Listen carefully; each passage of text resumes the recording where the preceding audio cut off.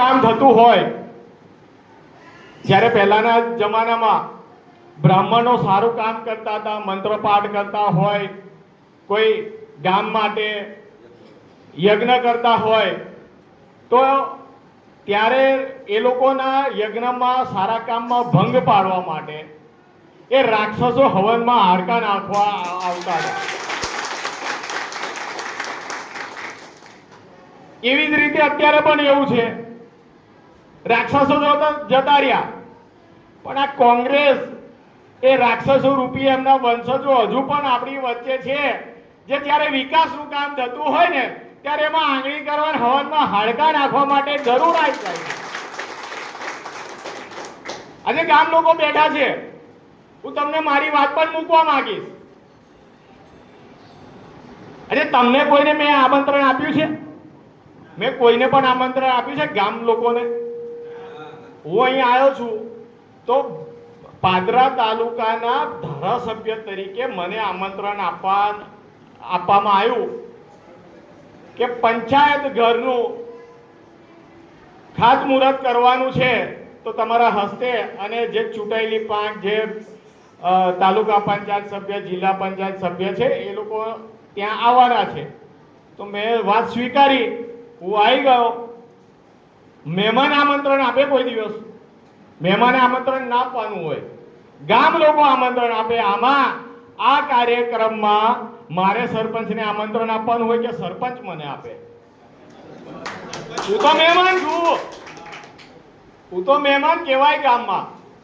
પરંતુ કેટલાક લોકો વિવાદ ઉભો કરવા માટે, અને ભારતીય જનતા પાર્ટી એ ક્યારેય કોઈનું અપમાન કરતી નથી.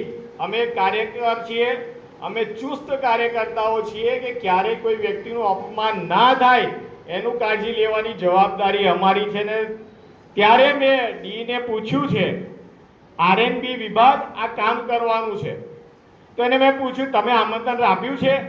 તો એમને મને કીધું કે સરપંચ પતિ બધો વહીવટ કરે છે, તો એમને મેં આમંત્રણ આપેલું છે.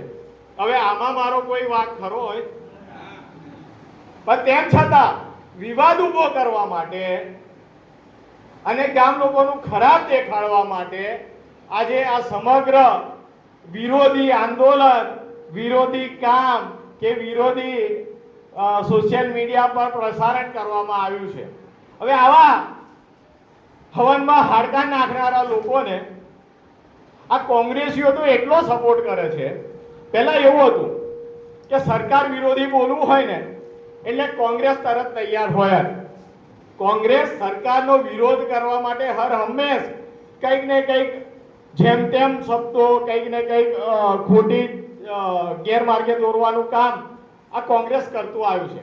પણ હવે એમાં નવું ઉમેરાયું છે કે કોંગ્રેસથી બોલાતું નથી, અમુક જગ્યાએ મર્યાદા નડે છે, તો હવે એમને વિના લાયસન્સે સોશિયલ મીડિયા ચેનલો ચાલુ કરી દીધી કે ચેનલોના માધ્યમથી જેને જે ભાવે બોલવાનું, જે ભાવે બોલવાનું.